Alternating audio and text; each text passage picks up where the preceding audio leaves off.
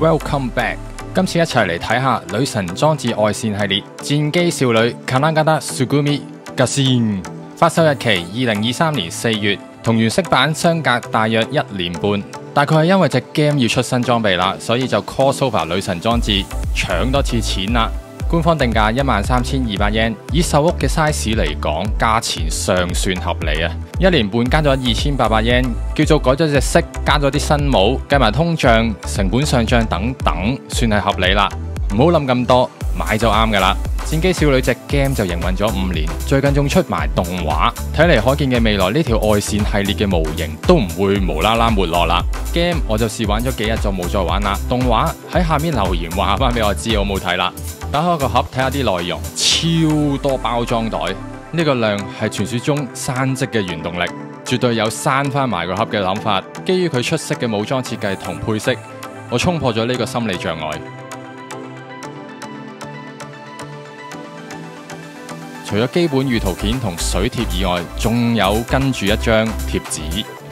美少女模型嚟講，跟貼紙真係好少見，原色版都有嘅。不過我相信好少人會用貼紙嚟保色啦。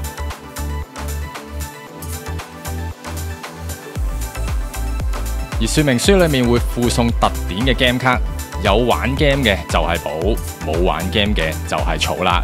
有咁嘅零件量，說明書都會有翻咁上下厚啦。30頁裏面有20頁都係砌件嘅內容。拎啲袋出嚟拆都用咗幾分鐘啊！唔使講製作，淨係玩數組啪啪啪都要玩大半日先做得完啦。不過一邊拆袋都發現到有少數零件其實係源自於原色版，而家臥身版冇嗰種設定，應該就唔使點樣砌嘅。唔理佢板件嘅大細去計算，總共有50塊板，呢個數量真係多到有啲驚人啊！跟住先嚟睇下啲板件，有好標誌性嘅黃色件。Tsugumi 就係要有黃色先至似樣，大部分都係裝飾嘅小配件啊。白色嘅武器零件，連舊版嘅 SP 武裝都有埋喺度。因為短袖衫嘅設定，所以肉色件都多咗啲啲。主色深紫藍嘅零件，基本上外露嘅部分都係呢種色，所以半數以上都係深紫藍版。配翻鮮豔嘅黃色，已經可以令到整個外形好突出啦。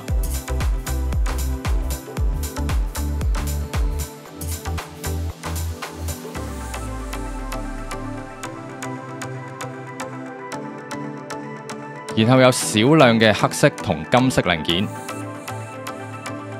就咁睇合繪，其實都比較難發現到呢兩隻色。而頭髮分件多到自己開咗一版。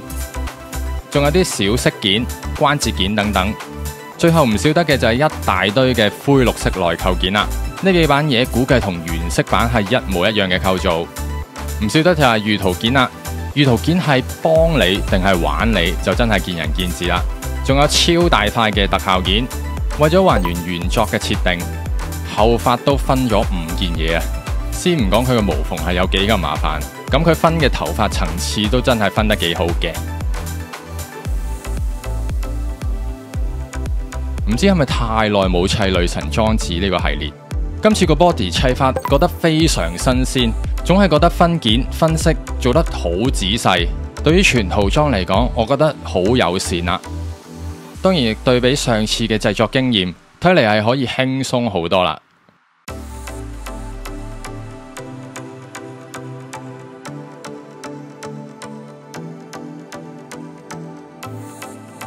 繼續剪到有個位，我發現有 under 機，喺啲顯眼嘅肉色部分用 under 機，其實都幾貼心啦。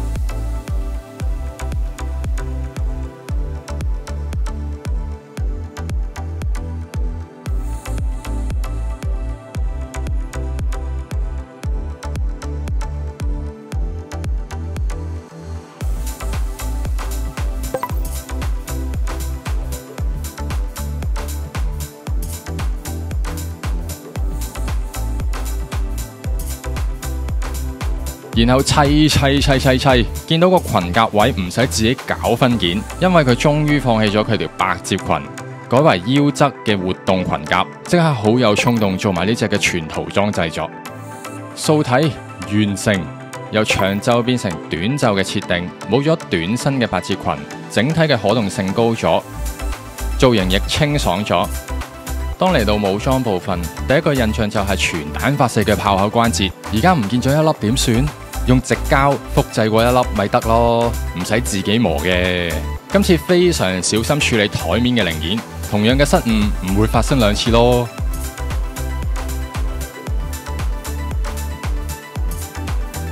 大量嘅零件數量其實都用咗喺分析嘅方面，佢大可以一見過俾2條黑線就算，但佢都分咗件分咗色，算對得住個價錢啦。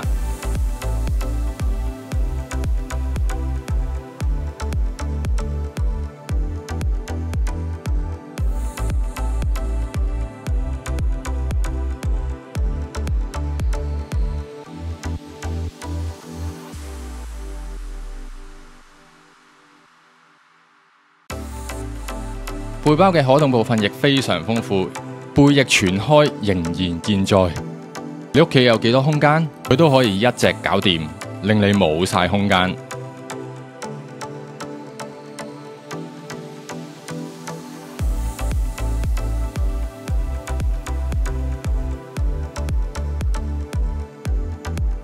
睇下佢個背包，你就知佢有幾大隻啦。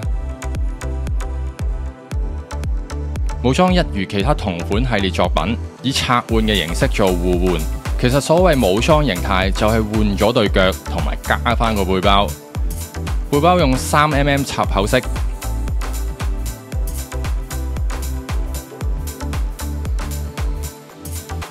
最後武器部分劍盾一式依然健在，咁梗係健在嘅，舊冇換色啫。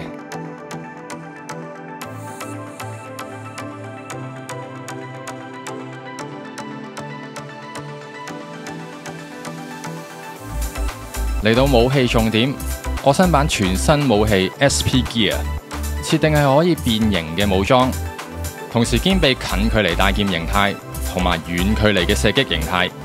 冇玩 game， 但見到咁樣嘅武裝，都知道可以屈機一段時間啦。雖然係可變形，但係其實可動嘅部分唔多嘅。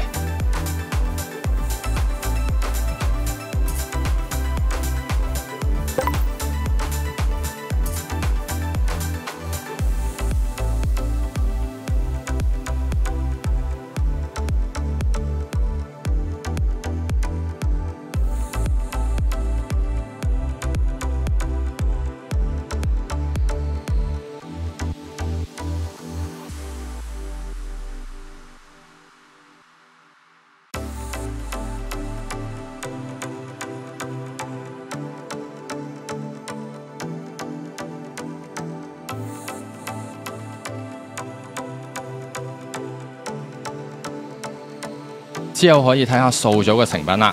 大劍咁大把都唔會輕得去邊啦，所以佢都附有可以連接支架嘅承托配件。不過支架就要另外買啦。掃組體驗嚟講，個人覺得良好，應該結實嘅地方結實，唔需要剪榫都容易砌到。少咗一啲唔落膠水會好易脫落嘅部分，無縫嘅難度集中喺頭髮處理上面，其他手、腳、身嘅無縫處理屬於常見類型。Tsugumi 本身擁有一流嘅武裝配備，而我新版將微笑改為兇狠嘅表情，加上素體設計同砌法有升級，整體造型可以話提升咗一個層次啊！而武裝部分雖然大部分沿用咗舊版嘅武裝，只係加咗一把全新嘅 SP Gear，就將呢隻模型嘅 pose 玩法完全改變，可以雙手持嘅大型武器，俾人感覺有破壞力嘅設定。當然，如果你話要挑剔嘅話，係武器本身比較薄身，冇線條感。但考慮到平衡性方面，亦唔難理解佢嘅設計嘅。可動性方面亦有躍進式嘅提升，極大程度係因為佢冇咗百褶裙嘅設定。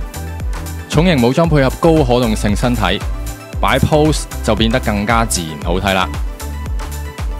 而本身背包由飛行形態變成發射形態，已經擁有非常多可動嘅部分，玩味一流。零件數之多真係有目共睹。要講嘅可能就唔係咁啱新手嚟試砌啦，唔係砌唔到嘅，只係有啲細細粒嘅零件，又要顧啱特定嘅方向嘅時候，好容易會搞到頭昏腦脹咁解啦。然而呢個零件數量、分析、分件，整體大細嚟講，呢個價格帶算係幾合理啦。當然仲要計埋本身秀屋模型係偏貴呢個因素啦。如果冇玩過原色版嘅，呢盒更加係值得入手玩下啦。玩過嘅人就會覺得重複性太高，畢竟只係加咗新武器同埋 body 換咗個砌法。女神裝置要買意式版，冇翻一定嘅勇氣量係唔會買得落手嘅。上次 Tsugumi 製作時已經覺得好地獄，當諗到要再嚟一次嘅時候，真係會有啲卻步。點知發售當日不知不覺就買咗翻嚟。重複性咁高都要再玩一次係有原因嘅。如果睇開我嘅製作嘅觀眾可能會留意到，戰鬥係設定要有兇狠嘅表情，對於我嚟講係好重要。所以今次我非常之滿意，亦基於冇咗8照群嘅設定，好多 pose 同埋換裝玩法都變得合理同埋自然，趣味性濃厚咗好多。素體輕武裝法亦有唔一樣嘅味道，始終眼神都係靈魂嘅描繪，有唔一樣嘅眼神，成件事真係唔同晒。今集就同大家 review 到呢度，歡迎留言講下你對呢隻模型嘅諗法，記得 like、share 同埋訂閱 KT Hobby 啦。下集同大家一齊試肌膚顏色，下次見。